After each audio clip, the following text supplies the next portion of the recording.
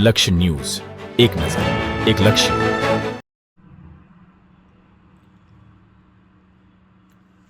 આકાશમાં ઉડતા રંગબેરંગી પતંગોથી જેમાં આકાશ રંગીન બની જાય છે તેમ પતંગ ઉદ્યોગમાં મહિલાઓની કુશળતાને વધુ મજબૂત બનાવવા ગુજરાત સરકાર સંચાલિત ગુજરાત માટીકામ કલાકારી અને રૂરલ ટેકનોલોજી સંસ્થા ગાંધીનગર દ્વારા પતંગ બનાવટ તાલીમ થકી મહિલાઓના જીવનમાં પણ સધરતા, રોજગારી, સ્વાભિમાન, આત્મવિશ્વાસ, આત્મસન્માન અને આંખોમાં આત્મનિર્ભર હોવાની ચમક જેવા નવા રંગો ઉમેરાઈ રહ્યા છે.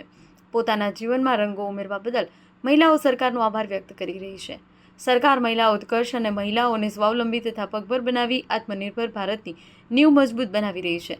ત્યારે સાક્ષર મહિલાઓ તેના રોજગારીની તકો વિપુલ પ્રમાણમાં ઉપલબ્ધ છે જ, પરંતુ નિરક્ષર અથવા સાવ ઓછું ભણેલી મહિલાઓની પણ સરકાર દરકાર કરી તેને પગભર થવા વિવિધ તાલીમ કાર્યક્રમ શરૂ કરવામાં આવ્યા છે.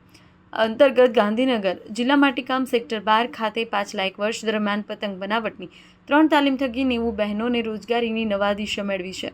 પતંગ બનાવટ કાર્યક્રમ તાલીમ અંતર્ગત ઇન્સ્ટ્રક્ટર્સ મનીષાબેન પટેલે જણાવ્યું કે સમગ્ર ગુજરાતમાં તાલીમ મહિલાઓએ સ્વરોજગાર આપવા માટે યોજવામાં આવે છે, જેમાં બહેનોને દિવસનો 150 રૂપિયા સ્ટાઇપેન્ડ અને તાલીમને અંતે પ્રમાણપત્ર પણ આપવામાં આવે છે.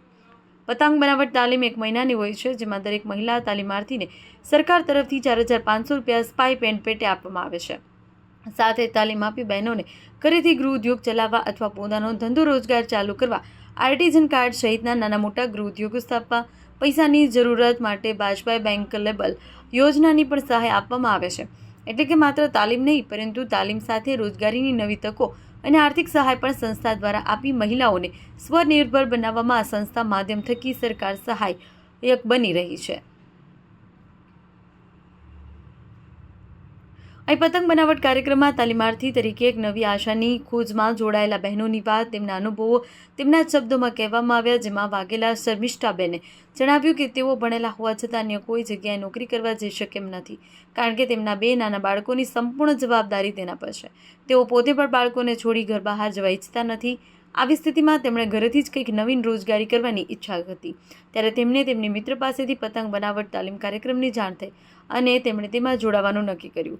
સાથે તેઓ સારી રીતે પતંગ બનાવવાની કળામાં નિપુણ થઈ ચૂક્યા છે, જેથી તેઓ ભવિષ્યના આયોજન વિશે ઉમેરે છે કે મારું ભણતર અને કળા બંને સાથે આગળ વધતા શર્મિષ્ઠાબેન, હું એક નવો રોજગાર ઊભો કરવા એક નાનકડા ગૃહ ઉદ્યોગની સ્થાપના કરવા ઈચ્છું છું, જેથી મારા જેવી ઘરે બેસી કામ કરવા ઈચ્છતી ઘણી મહિલાઓ માટે આ ગૃહ ઉદ્યોગ પ્રગતિનો નવો અવસર બની રહે. સાથે જ ગાંધીનગર સેક્ટર 24માંથી આવતા તાલીમાર્થી હેતાબેન સોલંકી જણાવ્યું કે તેમનો પરિવાર આસપાસની મહિલાઓ મળી 20 જેટલી બહેનો છે. એક ગ્રુપ બનાવી પતંગની બનાવટ તાલીમમાં જોડાય છે. તાલીમમાં જોડાયા પછી કાચો માલ સામાન ક્યાંથી લાવવો, કઈ રીતે સસ્તા ભાવે મળી શકે, બધી વિગતો તાલીમ થકી તેમને મળી છે, જેના આધારે તે બધા જ ભેગા મળી પતંગ બનાવવાનો એક મહિલા ઉદ્યોગ સ્થાપિત કરવા તરફ ડગ માંડશે. તાલીમ વિશે હેતાબેને વધુમાં ઉમેર્યું કે એક પતંગ માત્ર કાગળ નથી, પરંતુ તેને બનાવનાર કારીગરની મહેનત, તેની કળાનું પ્રતિબિંબ. સાથે જ કળા અને મહેનતથી અમે પણ ચોક્કસ પગભર બનીશું. આમ સરકાર દ્વારા યોજવામાં આવેલી રહેલી વિવિધ તાલીમ કાર્યક્રમ થકી બહેનો તાલીમ મેળવવા માટે પગભર બની પોતાના ધંધા રોજગારમાં વધુ સક્ષમ, સફળ બની છે અને તાલીમથી સફળતા સુધીની સફર સરકાર તેમની સહાયક બની છે, જેના માટે તમામ મહિલાઓ સરકારનો ખૂબ ખૂબ આભાર વ્યક્ત કર્યો છે. લક્ષ્ય ન્યૂઝ, સંજય નાયક. મારું નામ પટેલ મનીષાબેન કિરણભાઈ. હું અમદાવાદથી આવું છું. ગુજરાત માટીકામ કલાકારી રૂરલ ટેકનોલોજી સંસ્થાની અંદર છેલ્લા ઘણા વર્ષોથી પતંગ બનાવટની તાલીમ વર્ગની અંદર ઇન્સ્ટ્રક્ટર તરીકેની ફરજ બજાવું છું. આ તાલીમ દરેક એરિયાની અંદર, આપણા ગુજરાતની અંદર ઘણી જગ્યાએ ગાંધીનગરની સંસ્થા દ્વારા દરેક બહેનોને તાલીમ, પોતાની સ્વરોજગારી પૂરી પાડવા માટે, પોતાની જાતે પગ પર ઊભા રહેવા માટે આ તાલીમ આપવામાં આવે છે. બહેનોને આ તાલીમની અંદર એક દિવસનું 150 રૂપિયા સ્ટાઇપન્ડ, 1 મહિનાનું તાલીમ વર્ગ છે, એનું બહેનોને 4500 રૂપિયા સ્ટાઇપન્ડ, તેમજ બહેનોને પોતાનું આનું પ્રમાણપત્ર પણ આપવામાં આવે છે. એનાથી પણ વધારે બહેનોના ઘરે, ધારો કે ઉત્તરાયણનો તહેવાર 14મી જાન્યુઆરી આવશે, તો એના અનુસંધાનમાં બહેનોને ઘરે પોતાના ગ્રુપ વાઇઝ કાં તો કોઈ સખી મંડળ કંઈ ચલાવતા હોય તો એ રીતે ગ્રુપની અંદર બહેનો પોતાની રોજગારી માટે આ પતંગો બનાવી માર્કેટિંગ બી કરતા હોય છે. અને એના માટે ગવર્મેન્ટ જે સરકારી ઇન્ડેક્સથી સરકારી ખાતામાંથી બહેનોને પોતાનું આર્ટિઝન કાર્ડ બનાવવામાં આવે છે. જેના બહેનો આના એક કારીગર છે એના માટે બહેનોને આર્ટિઝન કાર્ડની પણ વ્યવસ્થા અહીંયાથી કરવામાં આવે છે. એના ફોર્મ ભરી આપવામાં આવે છે.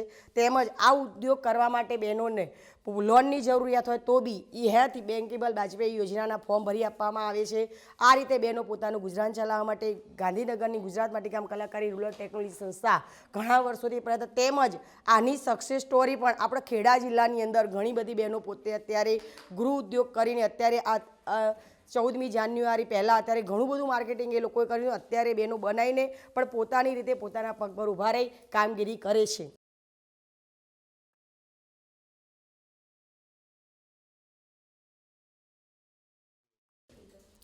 મારું નામ સોલંકી ગીતાબેન જયેશભાઈ છે. હું સેક્ટર 24માંથી આવું છું અને ગુજરાત માટીકામ કલાકારીમાંથી યોજનામાંથી પતંગ બનાવટની તાલીમમાં અમે જોડાયા છીએ. અમે કુલ 20 બહેનો છીએ. એક કુટુંબના અમે 20 બહેનો છીએ. એ બધા અમે પતંગ બનાવવા આવીએ છીએ અને પતંગ બનાવવાથી અમને ઘણું બધું જાણવા મળ્યું છે કે કઈ રીતે એના કાગળ બને છે, કેટલામાં આવે છે, એ બધું અમને મેડમે શીખવાડ્યું છે અને પતંગ બનાવે અમને બહુ સરસ લાગ્યું. અમે બીજી પણ બહેનોને આવું ઘણું બધું શીખવાડીશું અને અમને પતંગ બનાવીશું આવતા વર્ષે અને ગ્રુપ વાઇઝ અમે આવી રીતે બધા સાધનો, ઓજારો અને આ કાગળો બધી જ વસ્તુ અમે લાવશું અને એકબીજા સાથે મળીને પતંગ બનાવીશું. એક ઉદ્યોગ ઊભો કરીશું અને બહેનોને આગળ વધારવાનો પ્રયત્ન કરીશું.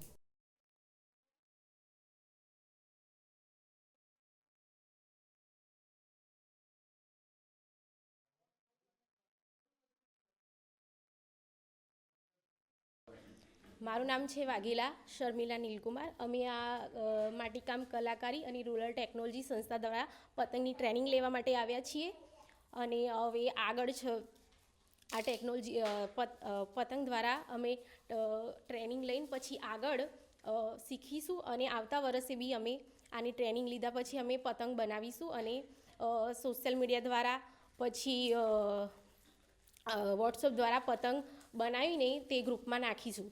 તે દ્વારા પછી આપણે તેની વેચાણ કરી શકીશું. આ તાલીમ શીખ્યા પછી અમે સરકારનો ખૂબ આભાર માનીશું અને આગળ બીજાને પણ શીખવીશું. બીજી મહિલાને બી ટ્રેનિંગ માટે જોડાવા માટે સરકારને અહીંયા ટ્રેનિંગ માટે કહીશું અને સરકારનો ખૂબ આભાર.